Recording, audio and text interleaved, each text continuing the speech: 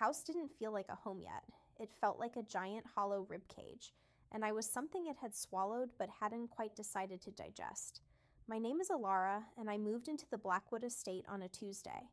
It was one of those Victorian monsters, all pointed gables, peeling gray paint, and windows that looked like tired eyes. It was cheap. That should have been my first warning. People don't sell history for a bargain unless that history is something they're trying to bury.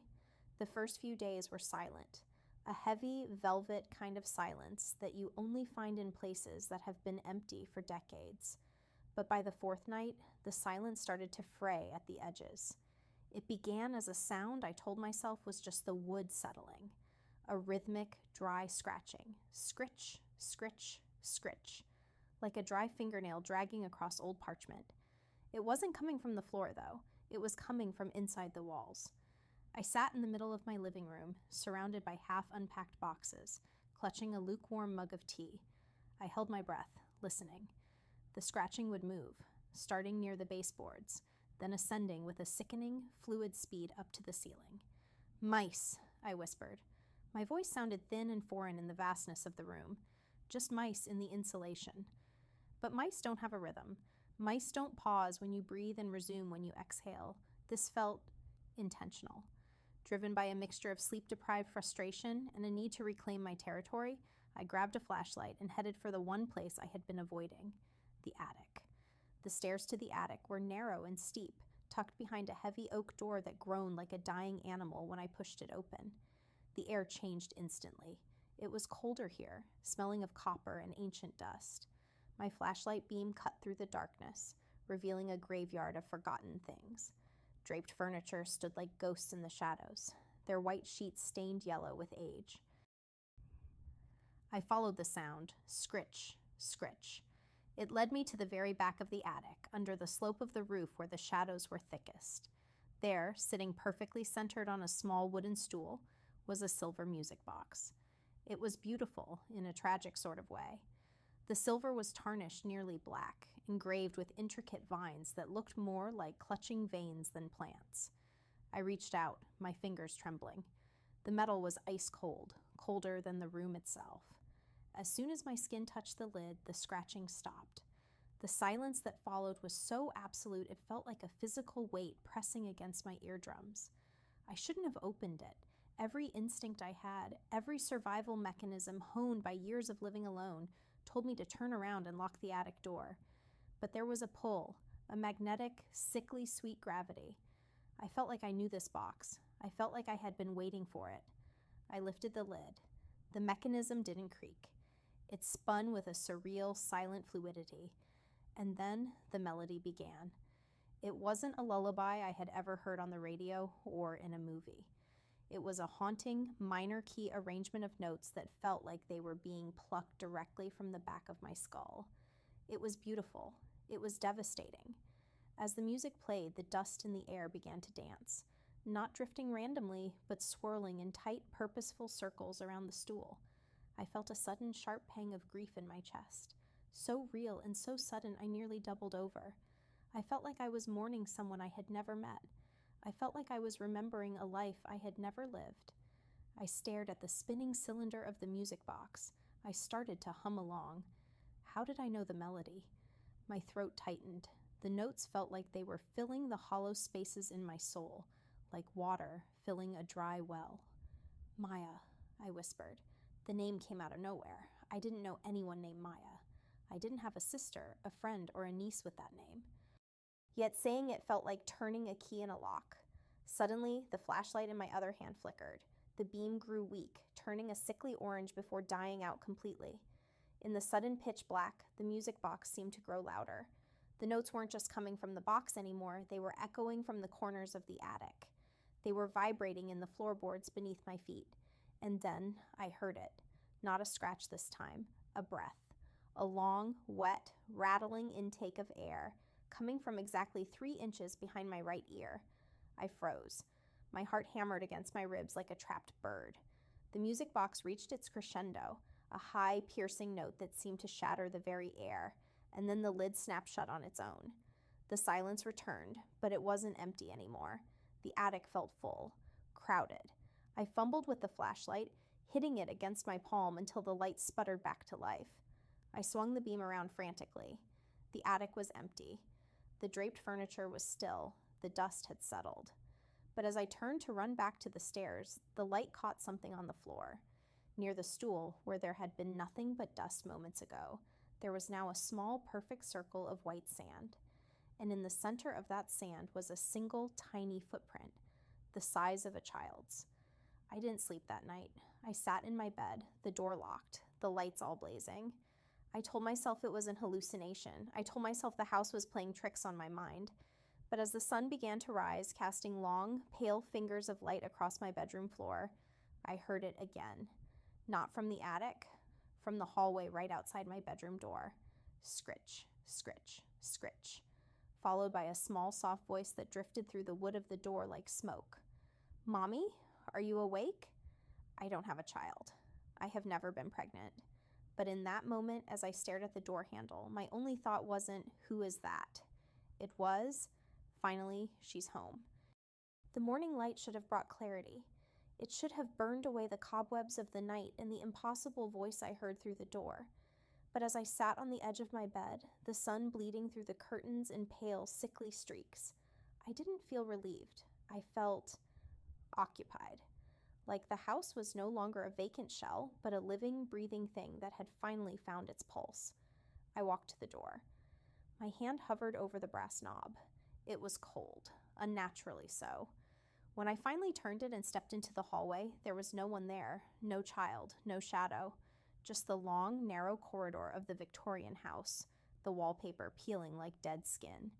But then I looked down. At the base of the door, scattered across the dark mahogany floorboards, was a line of fine white sand. It wasn't beach sand. It was too pure, too crystalline. It looked like crushed diamonds or powdered bone. I knelt, touching it with the tip of my finger. It didn't feel like grit. It felt like silk, and for a fleeting second, it felt warm. "Maya," I whispered. The silence of the house seemed to suck the name right out of my mouth. I spent the rest of the day trying to be normal. I opened my laptop. I tried to answer emails. I tried to ignore the fact that every time I turned my back, I heard a soft thud, the sound of something small hitting the floor. By 4 p.m., the gifts started appearing. I went into the kitchen to make coffee, and there, sitting in the very center of the dining table, was a wooden horse. It was old, the red paint chipped and faded, its glass eyes staring blankly at the ceiling. I didn't own a wooden horse. I hadn't seen one since I was a child. I picked it up, expecting the weight of oak, but it felt light, impossibly light, as if it were made of nothing but air and memory. Then came the marble, a swirl of deep blue glass rolling across the floor of the hallway while I was in the bathroom.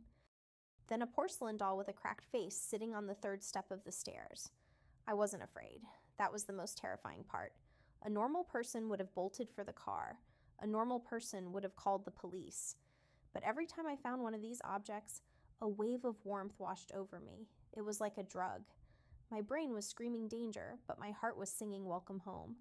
Night fell like a heavy shroud. The Victorian house seemed to stretch, the ceilings growing higher, the corners deepening into bottomless pits of ink. I was back at my desk, trying to work by the glow of a single lamp. The scratching in the walls had returned, but it was different now. It was faster, more frantic. Scritch, scritch, scritch. I looked at the window. The glass acted like a dark mirror reflecting the room behind me. At first, I saw only my own tired face. Then the lamp flickered. In the reflection, standing right behind my chair, was a shape. It was tall, too tall for the room. Its head nearly brushed the ceiling, cocked at an angle that would have snapped a human neck. It had no hair, no clothes. Its skin was the color of a drowned moon, translucent and shimmering.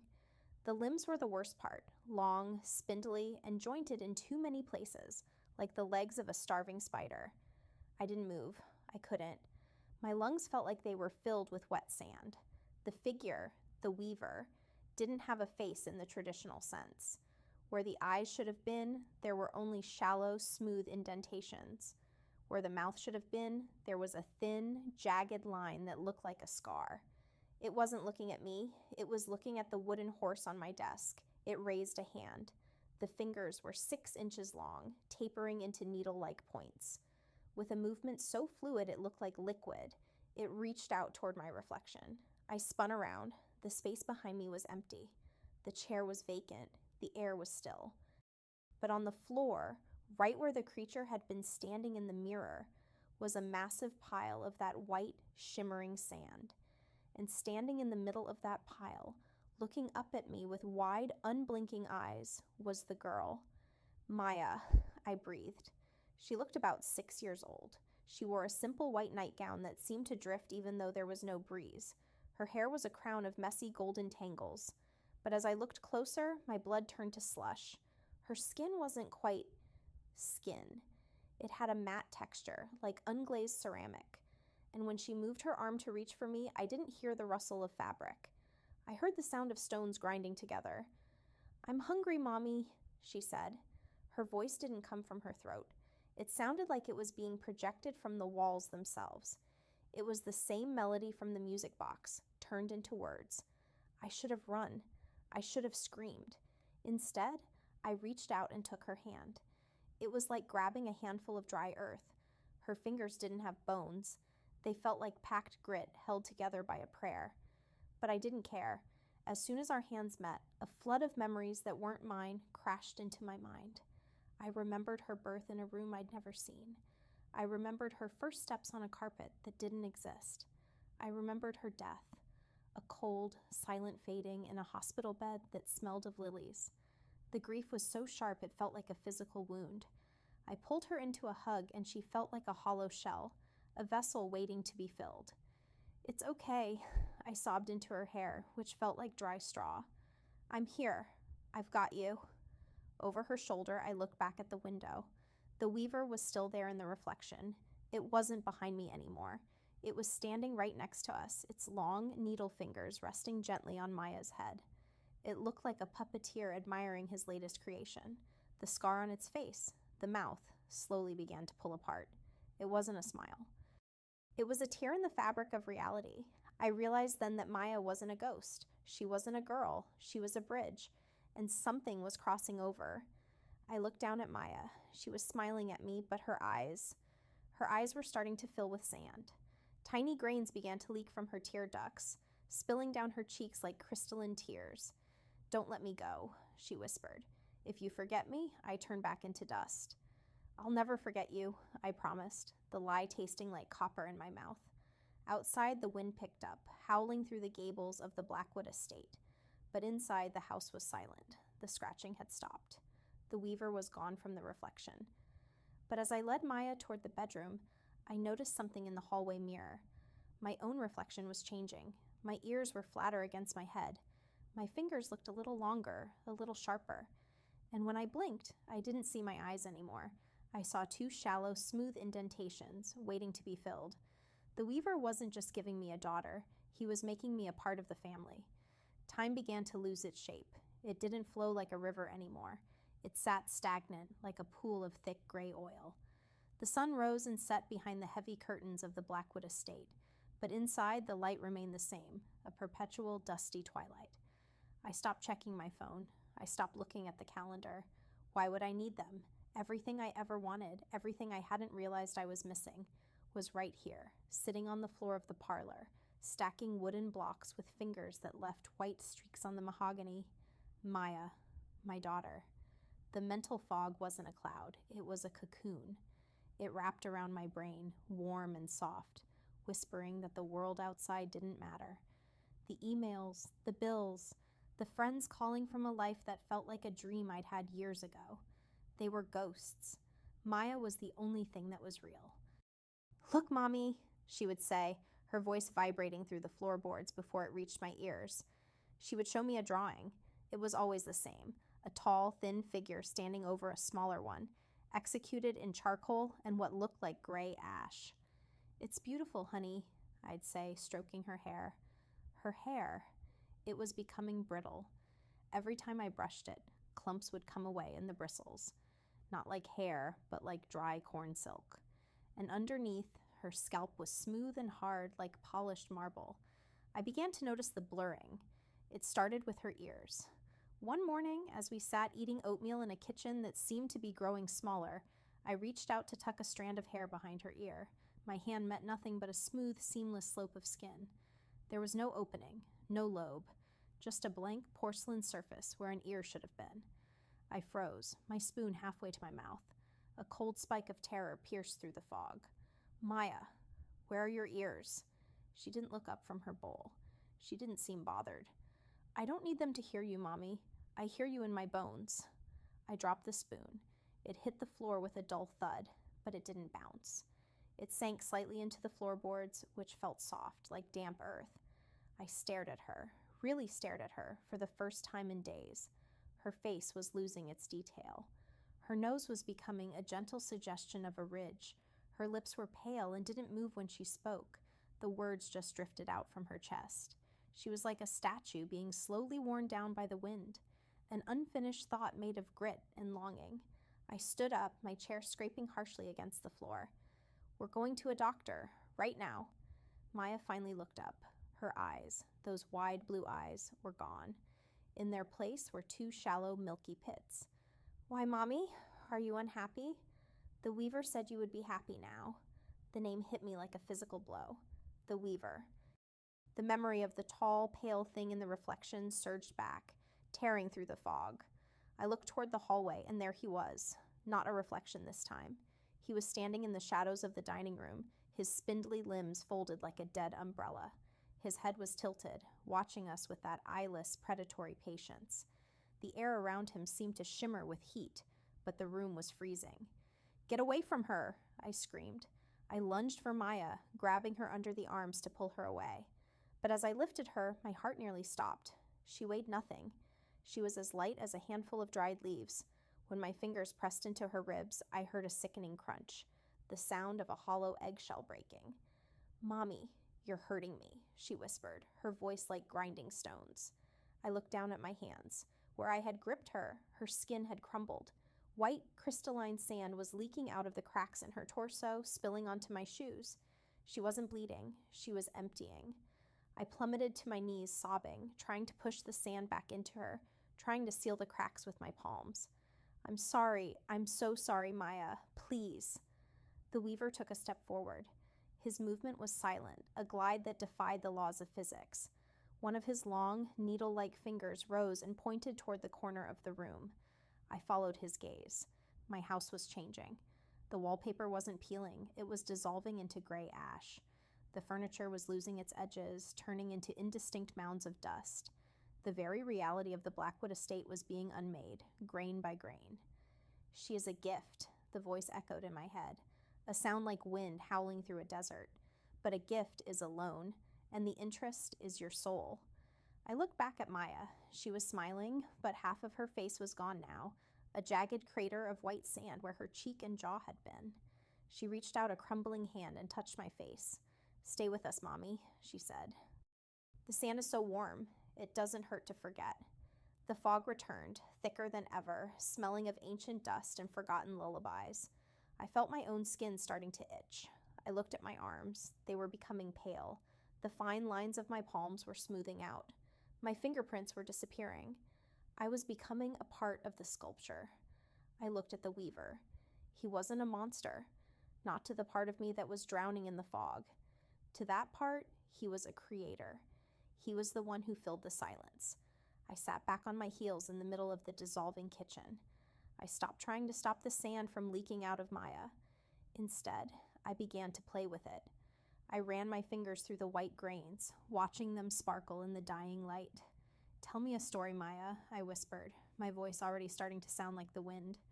Once upon a time, she began, her body tilting as more of her internal structure collapsed into a pile on the floor. There was a woman who was so lonely that she carved a daughter out of her own sadness. And then, I asked, my eyes fluttering shut. And then, the Weaver's voice joined hers in a horrific, beautiful harmony. The sand took them both back. Outside the house, a neighbor might have walked by and seen the windows of the Blackwood estate flickering with a strange pale light. They might have noticed that the front door seemed to be fading into the stone of the porch. But inside there was only the sound of a music box, playing a melody for two people who were slowly becoming a memory. The fog didn't break all at once. It cracked. It happened during what I think was the afternoon of the 7th day. Maya was napping on the sofa in the parlor, her small, fragile head resting on a lace pillow. I was watching her, my mind drifting in that warm, dusty haze, when a sudden, sharp sound jolted me. It was the sound of a bird hitting the window, a wet, heavy thud that didn't belong in this silent, crumbling world. For a split second, the veil lifted. I looked at Maya, truly looked at her. She wasn't a child. She was a mound of white, shimmering grit held together by a fading dream. Her chest wasn't moving. There was no rise, no fall. Panic, cold and jagged, surged through me, momentarily overpowering the weaver's influence. I scrambled across the floor, my knees scraping against the floorboards that now felt as soft as sun-baked silt. I reached for her wrist, searching for a pulse. Nothing. I pressed my ear against her chest, right where a heart should have been thumping with life. Instead of a heartbeat, I heard a sound that will haunt me until the day I turn to dust myself. It was the sound of an hourglass, a soft, continuous shh. The sound of millions of tiny grains of sand sliding over one another, falling through a narrow neck into a bottomless void. "Maya?" I screamed, shaking her shoulders. A small puff of white powder erupted from the collar of her nightgown. Her head lolled back, and I saw that the skin of her neck had cracked like dry river mud. There were no veins, no muscles, just a hollow, crystalline interior. I backed away, tripping over a stack of those wooden blocks. I needed proof. I needed to know who I was before this house started eating my memories. I ran to the hallway, my breath coming in ragged, shallow gasps. I remembered hanging photos there when I moved in. Photos of my parents. Photos of my college graduation. Photos of the life I had built before the Blackwood estate. I reached the first frame. It was a heavy, ornate oak frame I'd bought at an antique fair. I looked at the image inside. It was blank. Not white, not black. Just empty parchment, yellowed and featureless. I moved to the next one. A photo of my mother. Blank. A photo of my dog from 3 years ago. Blank. Every single frame in the long, dark hallway contained nothing but the void. "No, no, no," I whispered, my voice cracking. I tore a frame off the wall. It felt lighter than it should. I smashed it against the floorboards. The glass shattered, but instead of shards, it turned into fine, transparent dust. The parchment inside crumbled into gray ash before it even touched the floor. I was being erased. The weaver wasn't just giving me a daughter. He was using my past as the raw material to build her. Every memory he took from me became a grain of sand in Maya's body. Every year of my life he deleted was a new inch of height for the creature in the shadows. I ran to the kitchen, searching for my purse, my ID, my passport. I found my leather bag on the counter, but when I opened it, the leather felt like wet cardboard. My wallet was filled with rectangular slips of plain white paper. My driver's license showed a blurred, featureless face with no name. The house was screaming now, not with sound, but with a vibration that rattled my teeth. The walls were pulsing. The shadows in the corners were stretching out like long, thin fingers, reaching for me. I turned around, and there he was. The weaver stood at the end of the hallway, framed by the dying light of the afternoon.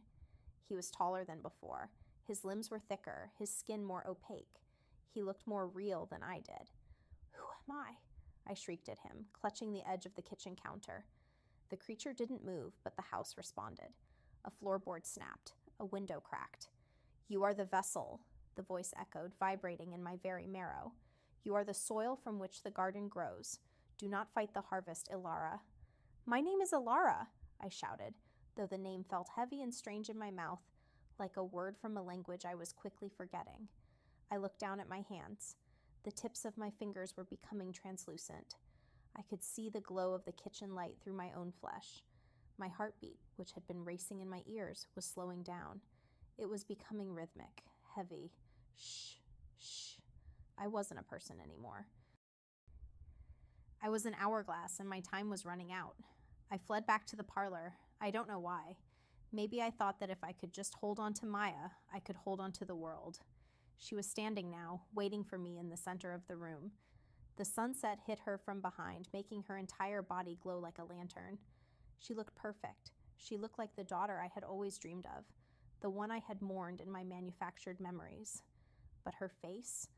The blurring was almost complete. She had no nose, no ears, and her eyes were just two deep, dark pits that seemed to lead into another dimension. "Mommy, why are you running?" she asked. The voice was no longer coming from her. It was coming from the air around me, 1,000 whispers layered on top of each other. "You're not real," I sobbed, collapsing to my knees a few feet away from her. "None of this is real."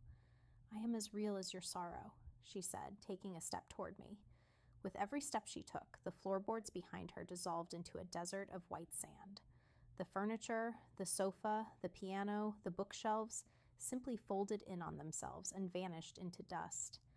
"The Weaver says the memory is almost finished," Maya whispered. "He only needs one more thing." "What?"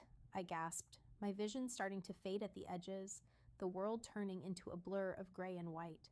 Maya reached out and touched my chest, right over my heart. Her hand was cold, so cold it felt like liquid nitrogen. "He needs the heartbeat," she said. I felt a sharp, crystalline pain in my chest. My heart gave one final violent thud against my ribs, and then it stopped. The silence that followed wasn't the absence of sound. It was the presence of something else, something ancient. I looked up at the ceiling. The Weaver was there, hanging like a massive, pale moth, his long limbs draped over the rafters. He descended slowly, his needle fingers extending toward me. I didn't try to run this time. I couldn't. My legs were gone. From the waist down, I was nothing but a pile of shimmering white sand, merging with the floor, merging with the house, merging with the girl.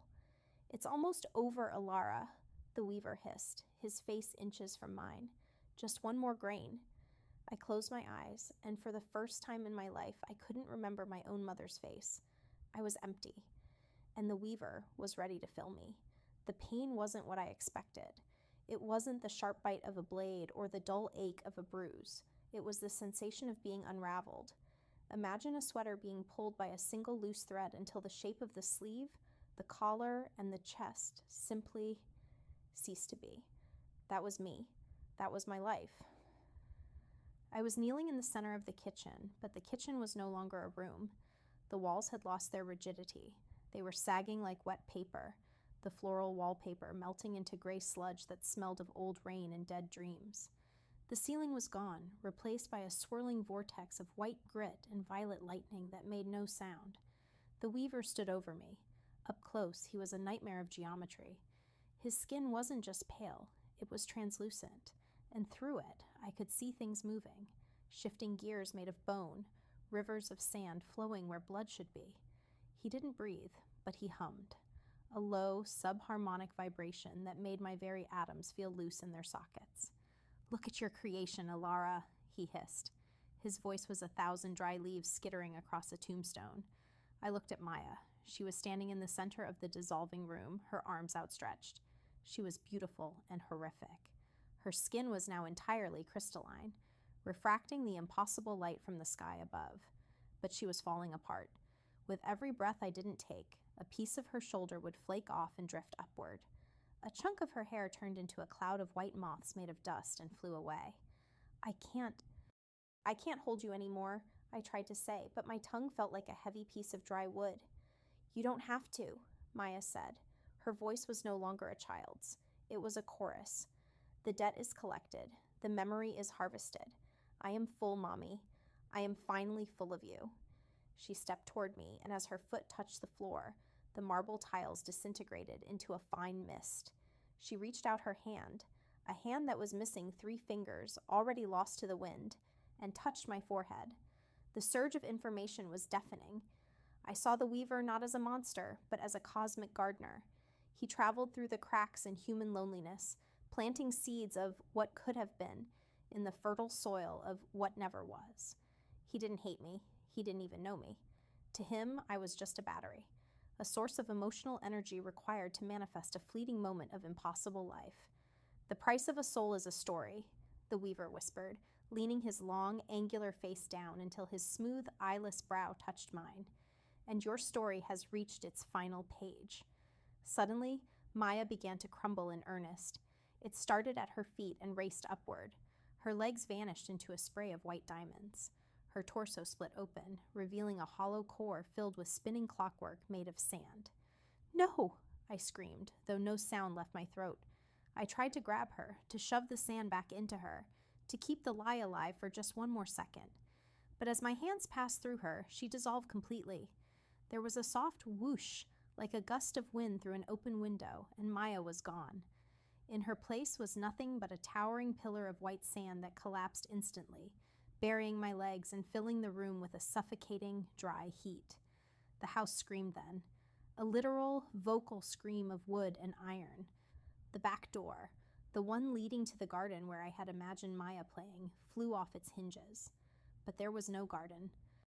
Beyond the door was an abyss, a flat, featureless horizon of gray fog that stretched into infinity. The Blackwood estate was a sinking ship, and the abyss was the ocean. One by one, the rooms I had walked through vanished. The parlor, with its music box, folded into a single point of light and snapped out of existence.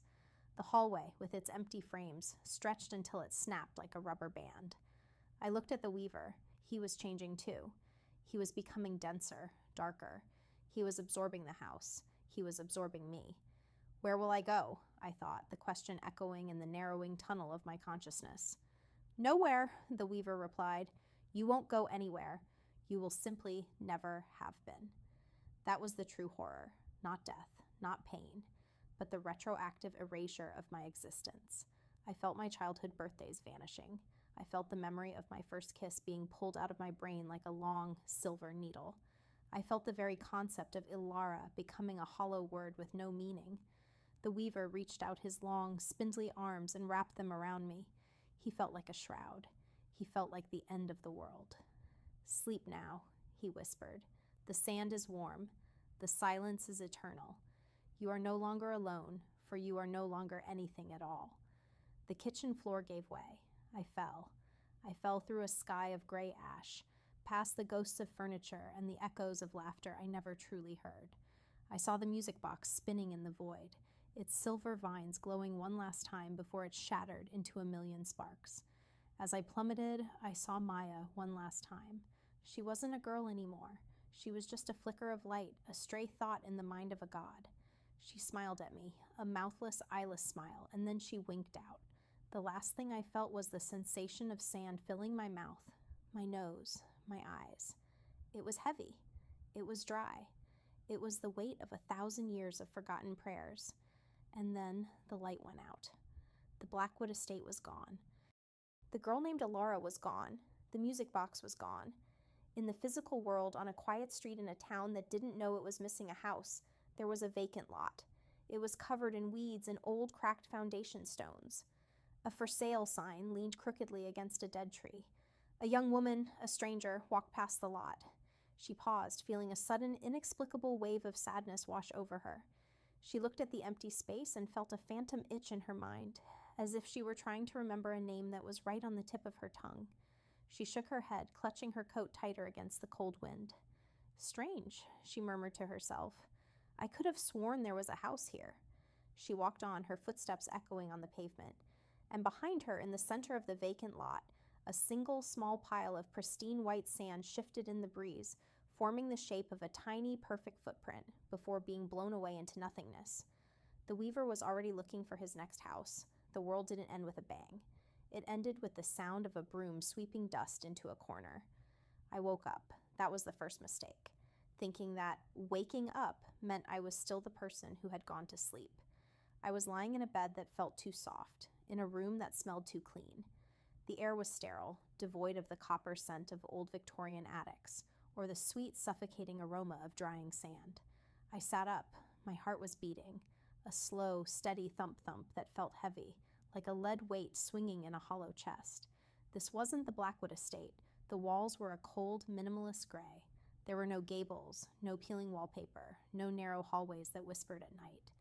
I was in a modern apartment, high above a city that hummed with the indifferent energy of millions of lives. I stood up and walked to the mirror in the bathroom. I looked at my face. It was my face. The eyes were there. The ears were there. The skin was flush with blood. But I stared at myself as if I were looking at a stranger's photograph, found in a rain-soaked gutter. There was an absence behind my eyes.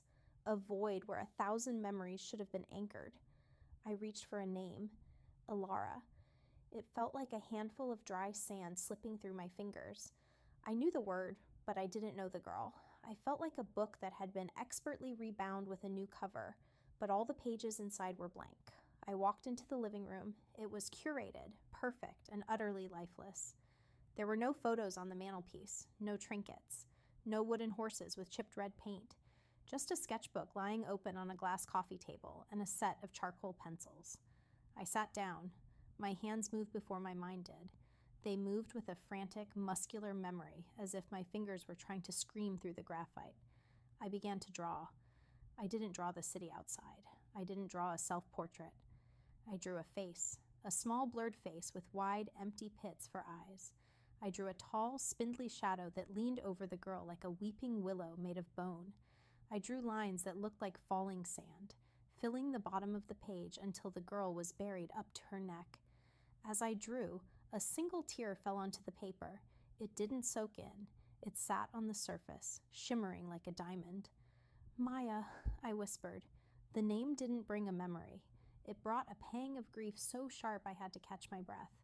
It was the grief of a mother who had lost a child. But I had no child.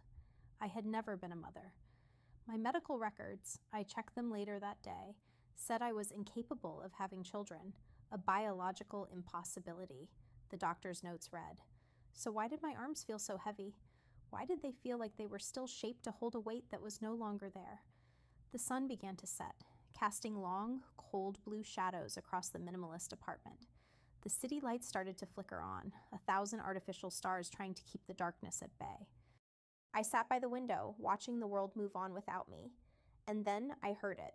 It wasn't a loud sound. It was a soft, rhythmic scratching. Scritch, scritch, scritch. It wasn't coming from the walls this time. It was coming from inside my own head, or perhaps from the floor beneath my feet. I looked down. In the corner of my pristine, expensive apartment, right where the baseboard met the floor, was a tiny, shimmering pile of white sand. It shouldn't have been there. I didn't live near a beach. I hadn't been outside in days. But there it was, a perfect crystalline mound of dust that seemed to glow in the twilight. I knelt beside it. I reached out and touched it. It was warm. It felt like a heartbeat. "Are you still here?" I whispered to the empty room. The weaver didn't answer. He didn't need to. He had already moved on. The Blackwood estate was gone, erased from the maps, erased from the tax records, erased from the minds of the neighbors. I was the only scrap of evidence left of his harvest. I was the leftover grain. But as I sat there, I realized I wasn't alone. In the apartment next door, I heard the muffled sound of a television. A woman lived there, Chloe. I had seen her in the hallway. She was young, ambitious, and deeply, painfully lonely.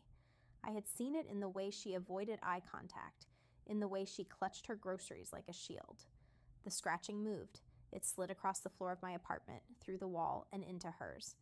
I pressed my ear against the cold, gray drywall. At first, there was only the hum of her TV. Then, the volume lowered. I heard a drawer open. I heard the sound of something being moved, something heavy, like an old trunk. And then I heard a melody. It was faint, like a memory of a dream, but it was unmistakable. The tinkling, minor key chime of a silver music box.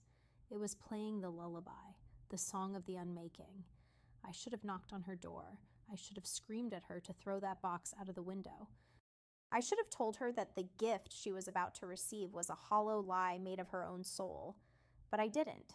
I sat back on the floor, my back against the wall, and listened. I listened as Chloe's footsteps slowed down.